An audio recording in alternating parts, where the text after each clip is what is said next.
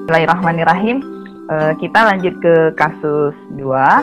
Jadi di kasus 2 ini yang menjadi observer adalah Pak Gito, yang menjadi coach itu saya sendiri, kemudian menjadi coachee adalah Pak Dwi. Kasus 2 ini ilustrasinya adalah ketika seorang murid merasa diperlakukan tidak adil oleh seorang guru.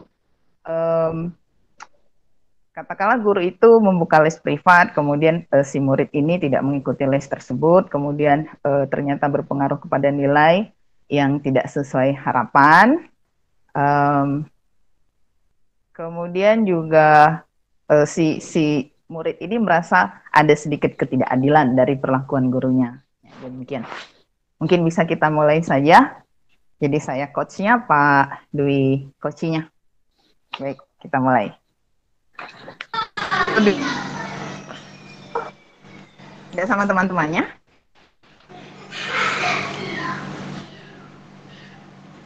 Halo Dwi. Kok sendiri di Halo. situ? Tidak bareng teman-temanmu? Tumben. Iya nih Bu. Sebenarnya saya sedang kesal sekali saat ini. Hah? Kalau boleh tahu lagi kesal tentang apa, Wi? Saya kesal dengan di pelajaran Pak Gito, Bu.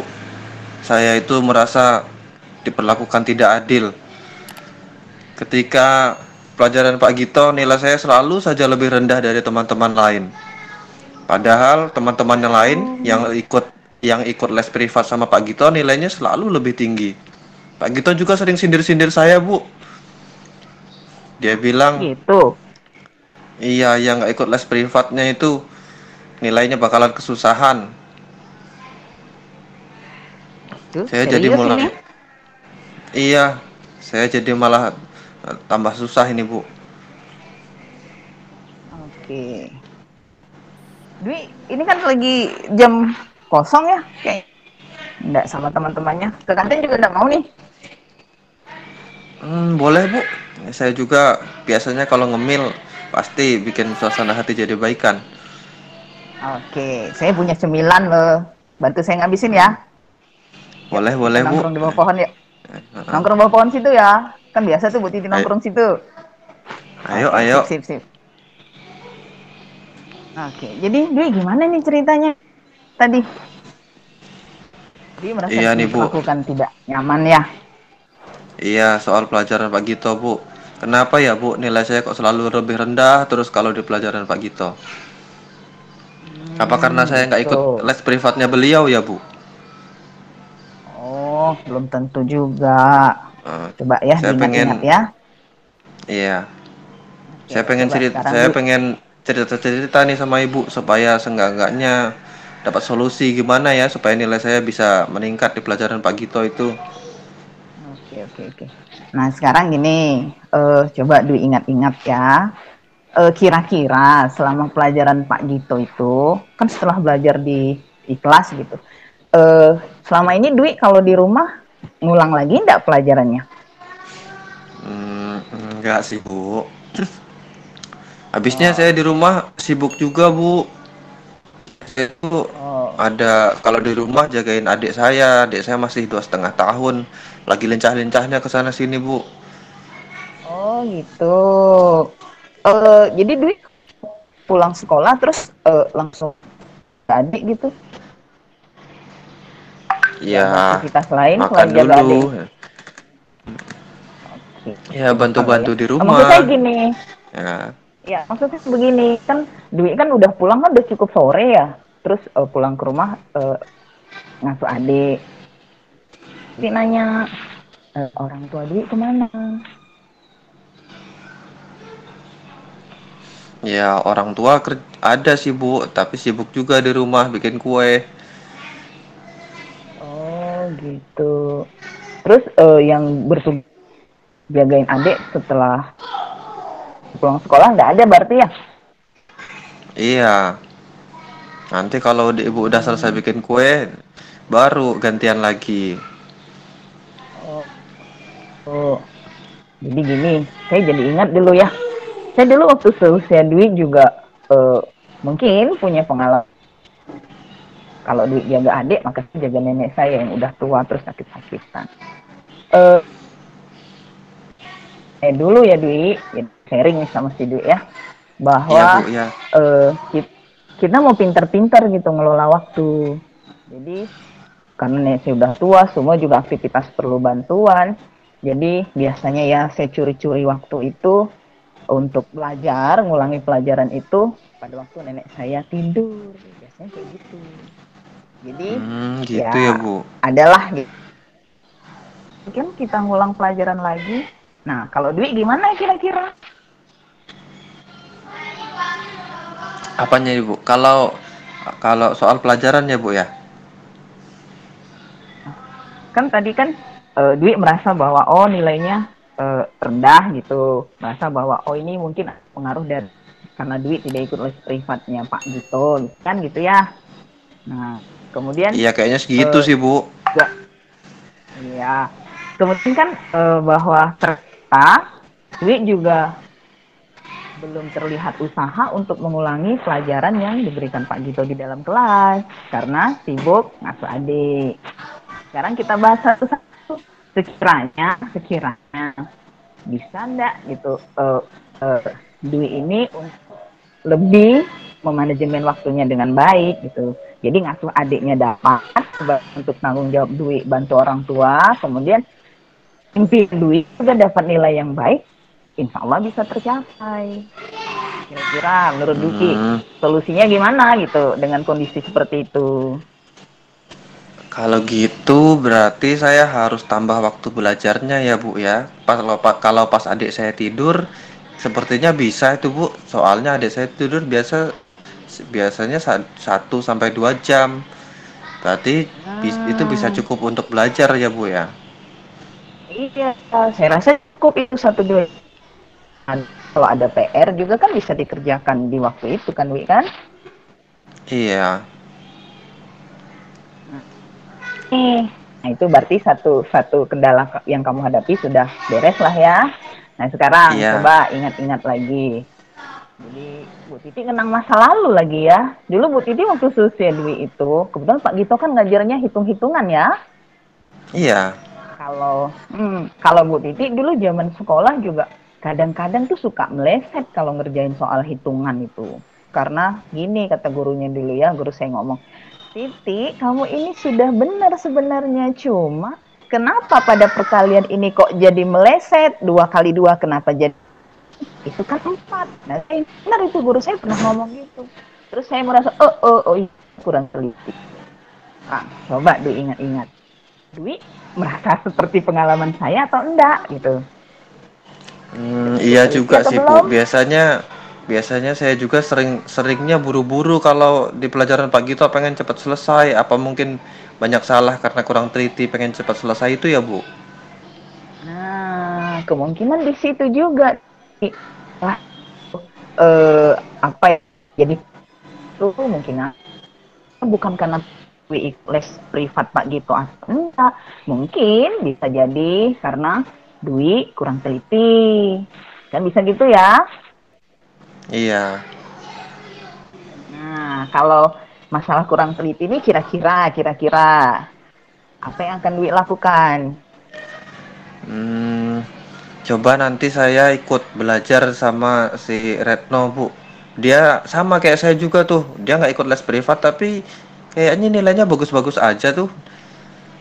Oh, gitu ya. Bagus tuh, ide bagus saya rasa itu, Dwi. Hmm. Jadi, eh, kalau saya ya melihat kendala yang Dwi hadapi ini, bisa Dwi cari solusi sendiri gitu. Bahwa sebenarnya, oh ternyata mungkin yang agak sedikit keliru itu di pihak kitanya gitu. Oh ternyata capek ngasuh adik. Biasanya kita kalau capek kan jadi kurang fokus kan Dwi kan ya, karena capek. Nah, kayak gitu. Terus ternyata oh kita kurang teliti dalam mengerjakan soal. Nah, bisa begitu. Paham enggak kira-kira? Oh iya, Bu. Kalau gitu nanti setelah ini saya akan susun waktu belajar. Pokoknya setiap adik saya tidur, saya langsung buka buku pelajaran. Terus Saya juga nanti belajar sama Retno itu, Bu. Soalnya dia pinter banget tuh, nggak ikut les privat aja nilainya tinggi. Ya, bagus itu. Saya dukung itu Dwi. Kemudian kira-kira ini selain Retno ada lagi enggak yang bisa bantu Dwi itu? Karena gini ya, kalau menurut Bu Titi ya, kita tuh kadang untuk mengubah kebiasaan kita sehari-hari itu kan tidak gampang ya. Itu misalnya Dwi yang sudah beberapa lama ini kan ngasuh adik, terus tiba-tiba dalam tanda kutip, terus Dwi mungkin aja ini pikiran Bu Titi aja gitu bahwa ketika ngasuh adiknya capek, setelah main sana sini, lari sana sini, terus tidur. Nah, Dwi juga karena capek ikutan tidur kan bisa jadi begitu.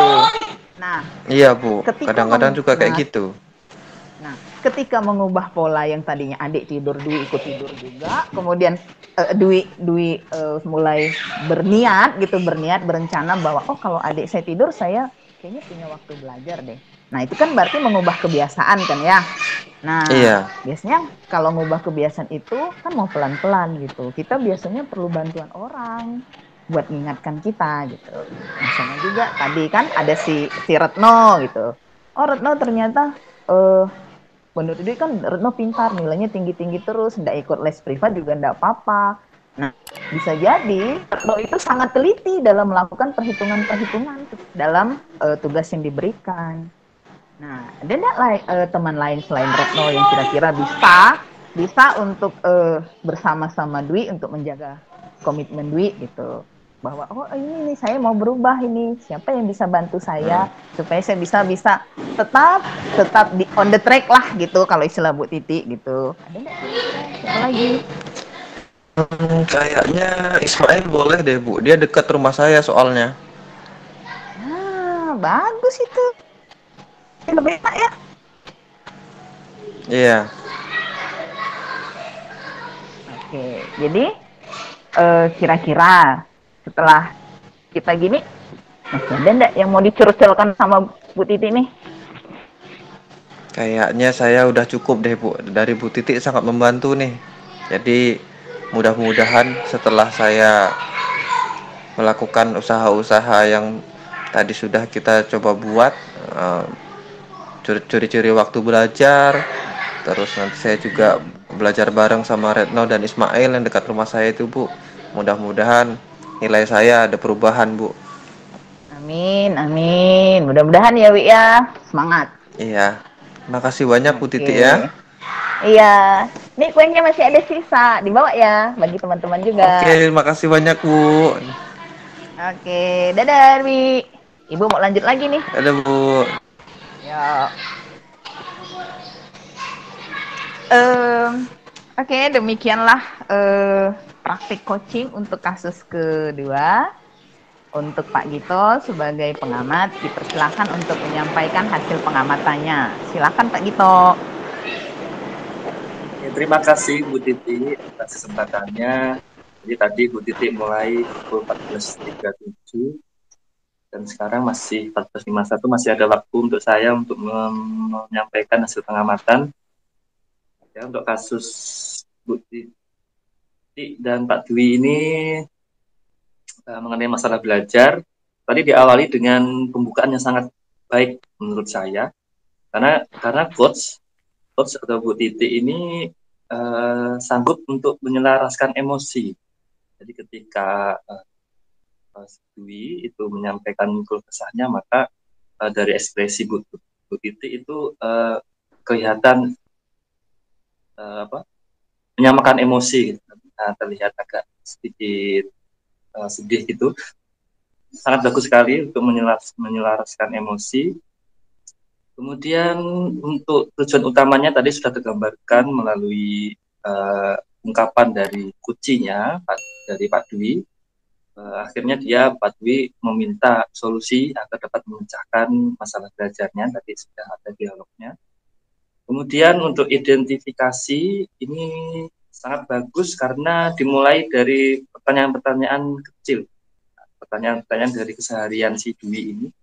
Kenapa ini menjadi hal yang positif? Karena dari pertanyaan-pertanyaan yang kecil seperti ini akan membuat murid merasa nyaman dan akhirnya dia lebih terbuka, lebih berani untuk mengungkapkan masalah-masalahnya. Jadi biasanya kalau anak-anak SMA itu ketika di konseling guru atau diajak diskusi gurunya kadang-kadang malu untuk mengungkapkan, akhirnya kadang juga ada yang berbohong seperti itu. Tapi kalau dimulai dari hal-hal yang ringan, saya rasa murid atau siswa itu akan mudah untuk mengungkapkan isi hati.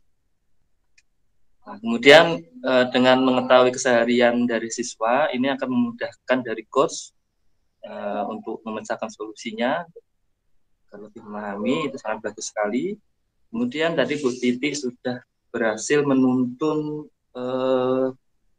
Dwi untuk menyadari kesalahan-kesalahannya dalam belajar sehingga mengurangi stigma negatif terhadap gurunya yang seolah-olah karena mengikuti les maka nilainya tinggi. Ternyata Bu Titi bisa menepis pikiran itu dari si Dwi-nya sehingga si Dwi berhasil menyadari kesalahan-kesalahannya seperti tadi dialog. Akhirnya Dwi menyadari bahwa dia sering terburu-buru dan kurang teliti.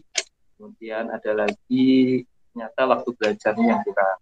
Nah, kemudian di rencana aksinya, coach juga sudah bisa mengarahkan kursinya untuk menemukan solusinya sendiri.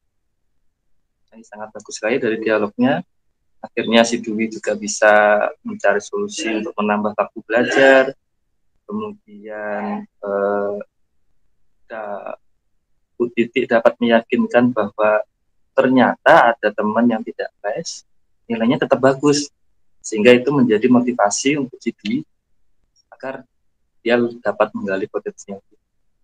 Dia di bagian tanggung jawab, akhirnya si Dwi akan berupaya, berkomitmen untuk merubah kebiasaannya, yaitu dengan menambah jadwal pelajaran, menambah jadwal belajar, kemudian mencari teman untuk mengontrol agar komitmen si Dwi ini tetap dapat dilaksanakan dengan sepenuhnya. Ada pihak pengawasnya gitu ya. Nah, itu mungkin tanggapan dari saya. Jadi dari model Tirta, tujuan utama identifikasi rencana aksi sampai tanggung jawab itu sudah sangat baik dan tergambar melalui dialog-dialognya. Terima kasih Bu Titi. Ya, sama-sama Pak Gito.